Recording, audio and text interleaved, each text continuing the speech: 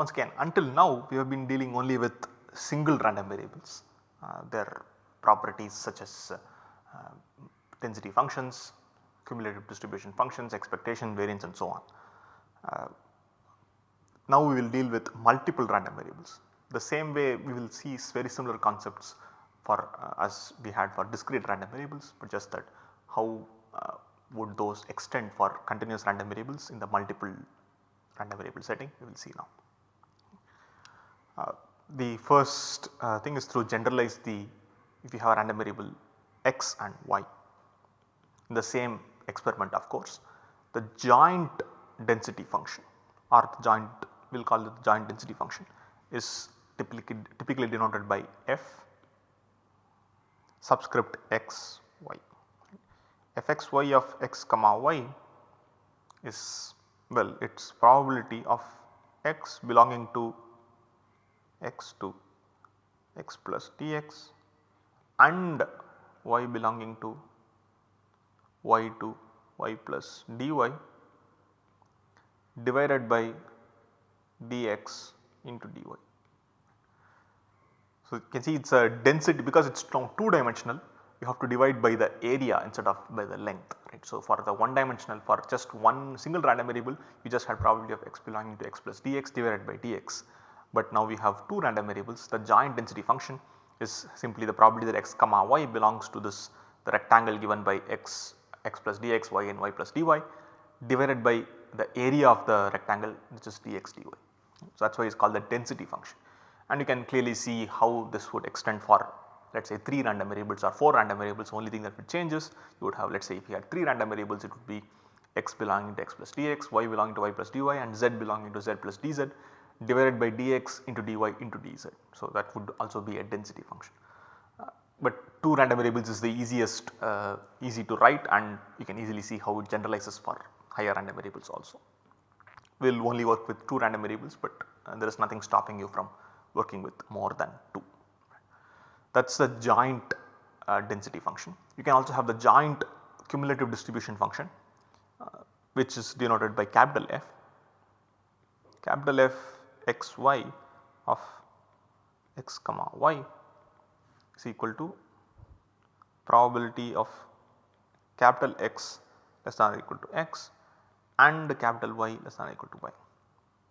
So, this is exactly the same as we had for discrete random variables. There is not even any dx dy, because cumulative distribution functions are probabilities, there is no densities there. So, it looks exactly the same. So, what are the properties? First of all, these are still probabilities. So, fxy of x comma y should still be greater than 0, but it can be greater than 1 also, right. But the integral for single random variables, you had the integration to 1, the area under the curve was equal to 1. For say for 2 random variable case, what you will have is the volume under the surface given by fxy is equal to 1. Right. What does that mean?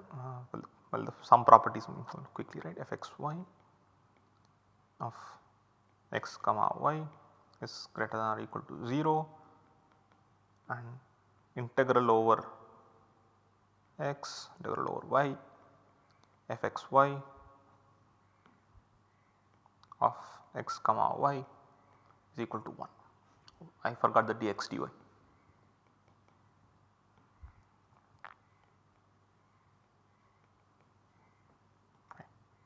These are the simple generalizations from single random variable to multiple random variables. Similarly, you have the same CDF thing, which is fxy of minus infinity comma minus infinity is equal to 0, fxy of infinity comma infinity equal to 1. Right. So, there are some extra properties which come as a result of it being a function of 2 variables, but we will see that pretty soon, right. So, these are basic properties, and once again you have that fxy of by the cumulative by the monotonic nature fxy of x comma y is monotone in both x and y. By that, what do I mean? That fxy of 3 comma 5 is definitely going to be greater than or equal to fxy of let us say 2.9 comma 5, and similarly fxy of 3 comma 5.1 is definitely going to be greater than or equal to fx of 3 comma 5. As long as one of the values is even higher, the probability is this is a strictly larger probability, or strictly not lesser. It can be equal, but it can never be lesser, right. Probability of x less than or equal to 3 and y less than or equal to 5 is at least as big as probability of x less than or equal to 3 and y less than or equal to 4, right. So, 3 even if one of the values y increases, the CDF has to either stay the same or increase, it cannot decrease. So, that is why fxy is monotone monotone increasing in both its arguments, both x and y, right. So, that is the joint. So, now let us give a very simple example. Let us say you pick a person at random and you measure their height and weight, right. So, that is the experiment, and the random variable x is let us call x to be the height and y to be the weight of the person, and let us say the density function happens to be this thing, right, fxy of x comma y is equal to 0 if the height, which is x, does not lie between let us say 1 meter to 2 meters, right. So, people are uniform, no, there is no one below 1 meter, there is no one greater than 2 meters, right. So, it is a very simple example, bear that in mind, right. That is your height. For a given height though, what is the weight range, right. So, it is also equal to 0 if y does not belong to 50x minus 20 and 50x plus 20.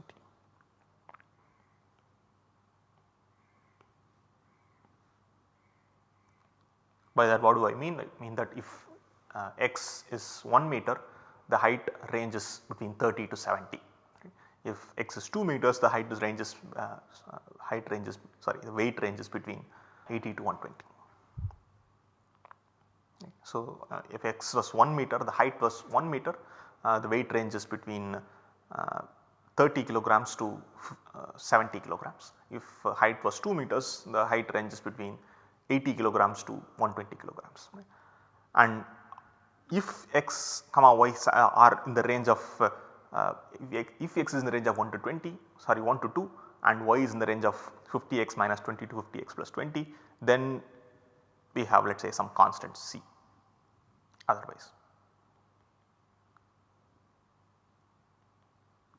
What is this constant going to be? We do not know up now, but what can you use to get this? You can use the property of the density function, which is that if you integrate it, you get 1. So, if you integrate the density function over the range of the random variables, you get 1. Right? So, let us do a simple visualization of this distribution. So, let us say x axis is the height and y axis is the weight. You can see that x axis 0, 1, 2, 3 and y axis is 50, 100, 150. You can see that only in the range of 1 to 2 there is something interesting happening for height, and within the range of 50x minus 20 and 50x plus 20. So, this is 30, this is 70, this is 80, this is 120. So, only if x comma y lies within this parallelogram, you have fxy fx comma y is not 0, which is equal to constant, some constant. Outside that it is going to be equal to 0. But how will you find the value of this constant? Well, you can just find the volume under this surface, because it is a flat thing, it is simply exactly equal to the area of this shaded region, and the area of the shaded region is, well, it is 40 kilogram meter. So, the constant should be 1 by 40 per kilogram per meter, right. So, this constant actually you can take it to have units, which is kilogram power minus 1 meter power minus 1. So, this C would be equal to 1 by 40 if the unit you are using is kilogram and meters. This is a simple example of multiple random variables having a joint distribution. You can clearly see that x and y are not independent, right. Well, I have not defined what independence is. In an English sense, you can see x and y are dependent based on the way we have defined the function. We will make a formal definition of independent random variables pretty soon, but in the English sense you can see they x and the height and weight do seem to depend on each other. Right. So, this is an example of a joint density function. You can use the simple logic of the cumulative distribution function to get the joint cumulative distribution function also, but that is not a very interesting object for now. Let us skip ahead. Right. So, now we can define the joint distributions and densities. We can also define marginal distributions and conditional distributions in the same way that we did for discrete random variables. Right. What is a marginal density? You have x and y random variables. What is fx of x? From fx y of x comma y, can you get fx of x? In fact, you can. Fx of x is simply equal to, if you integrate over y, integral minus infinity to infinity, fxy of x comma y dy, you get your distribution of your density of x. You can see this is exactly analogous to the discrete case where your row sums correspond to a marginal and column sums also correspond to a marginal. Similarly, you can also get your density of y, the marginal density of y from the joint density of x and y by integrating out x, integral minus infinity to infinity fxy of x comma y dx. You can get back your marginal densities from the joint density simply by integrating out the other variable. You can also define conditional densities now. What is that? So, f x given y of x given y is fxy of x comma y divided by fy of y. Right. So, this technically makes sense only when fy of y is not 0. If fy of y is 0, then fx given y of x given y does not make sense. Right. So, this will define this only, the conditional will be defined only for the cases where the marginal fy is not 0. So, we will give an interpretation. The interpretation is pretty simple, the same way that you had for a discrete case. Fx, the marginals are simply the density functions of the individual random variables. The conditionals are given, for example, given the height is 1 meter, what is the distribution of weight? Right. Given the height is let us say 1.7 meters, what is the distribution of weight? Or given the weight is let us say 75 kilogram, what is the distribution of height? What is the density of height? You can ask these questions, and the right tool for answering these questions is the conditional densities or conditional distributions. Right. So, let us evaluate all of these for the example that we had. Right. Let us recall the example again. Let us actually copy paste that. Let us not, or let us come back to this place here and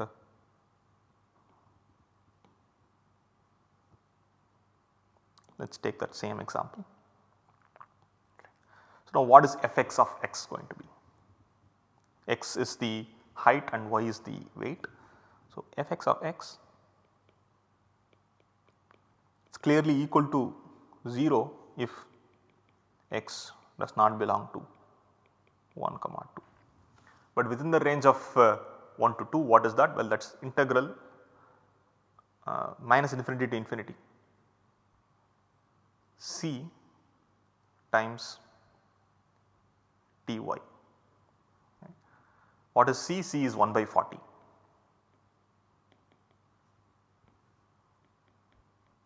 By 40 times dy, and what is instead of minus infinity to infinity, you know that it is actually non-zero only within the range of x minus 20 to x plus 20.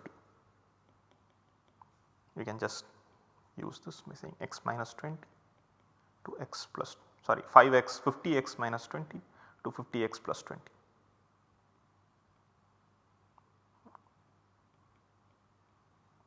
And this is exactly equal to 1. So, the marginal density of x is simply uniform in the range of 1 to 2. and that does make sense, because you can see from the graph here that within the range of 1 to 2 the width seem uniform, right. So, the probability of the random variable x is simply uniform in the range of 1 to 2. Y on the other hand is slightly more complicated. You can see that the width is for a given y, some y's are not, not all y's with non-zero density are equally likely. In fact, a y of 30 is less likely than something like, let us say, 75. Right. Why is that? Well, we will get the density function of y also. What is Fy of y?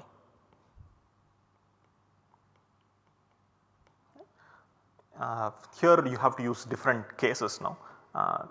Let's actually copy paste that and get the answer out.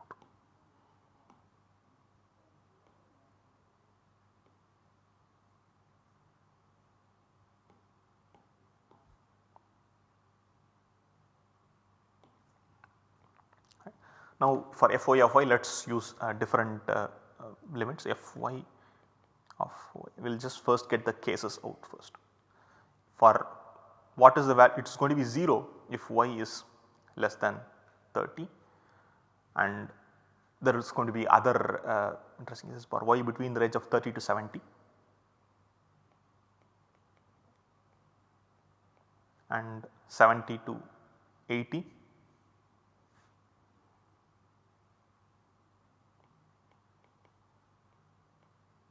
and finally 80 to 120.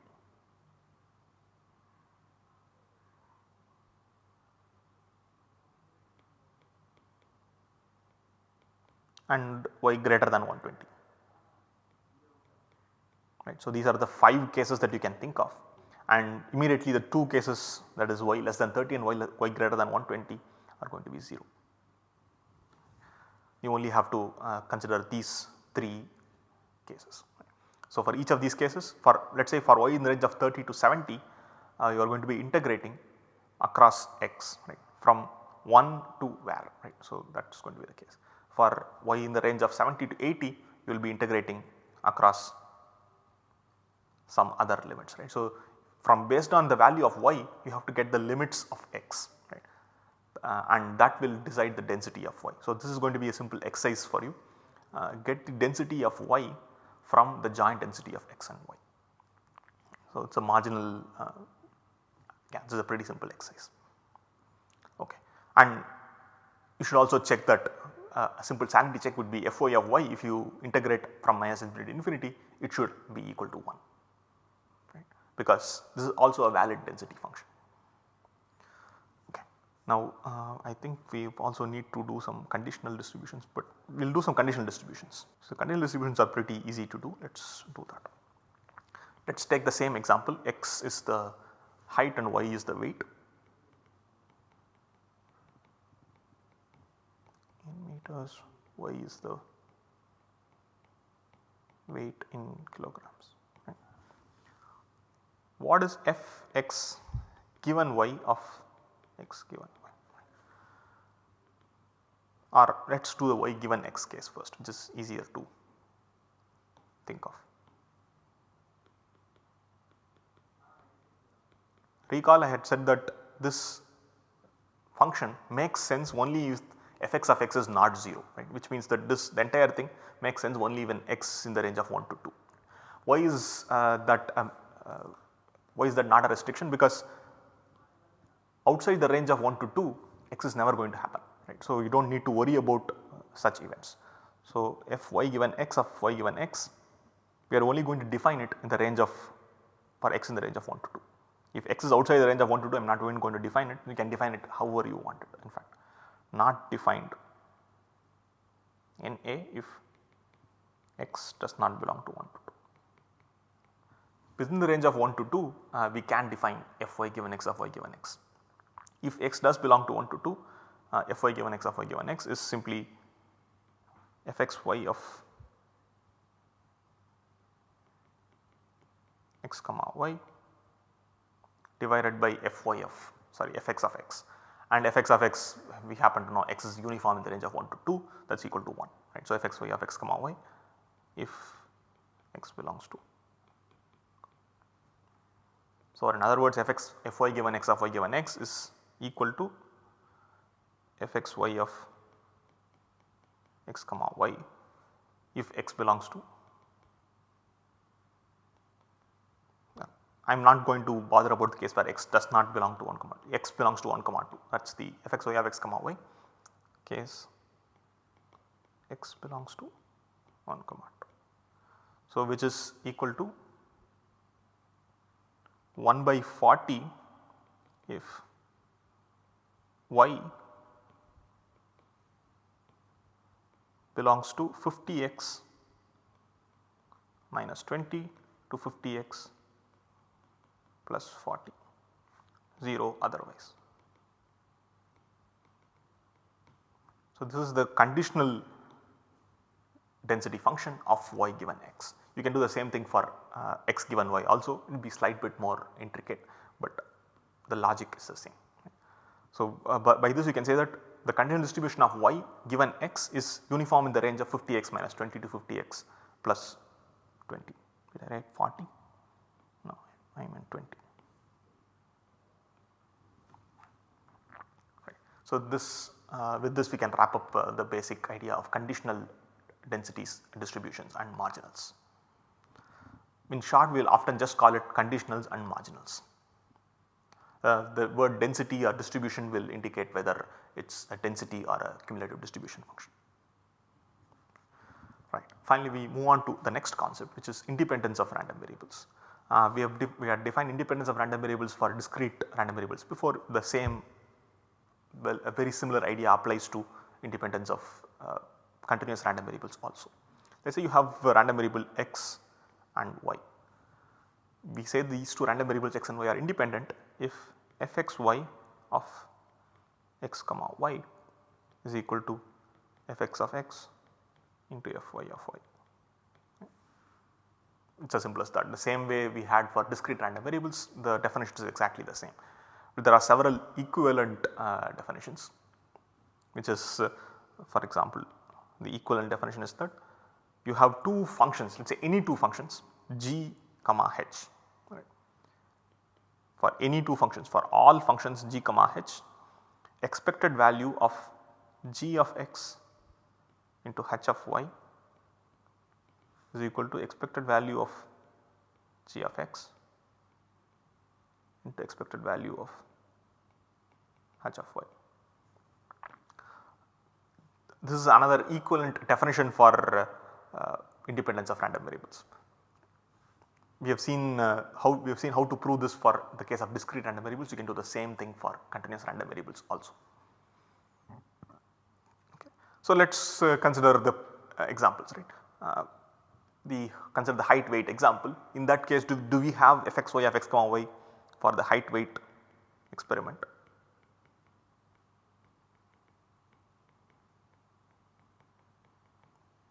Do we have this fxy of x comma y equal to fx of x fy of y? Do we have this?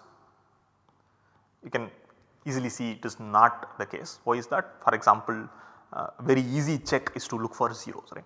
So, you can see that here we have fx of x comma y in the range of, let us say, this particular square, let us say, right. Very small square here, let us say for example say 70 comma 1.9 or yeah, I think that is a reasonable fx y of x comma y of 70 comma 1.9. Right. The density is 0, right, because 70 is below 50 into 1.9 minus 20. So, it is 0, right. So, the only way is that if you have fxy of 70 comma 1.9 is 0, it can be independent only if fx of 70 is 0 or fx of fy of fx of 1.9 is 0 or fy of 70 is 0, but we know neither of that is true, right. So, in this case we have fxy of x comma y is 0, but neither fx of x nor fy of y are 0.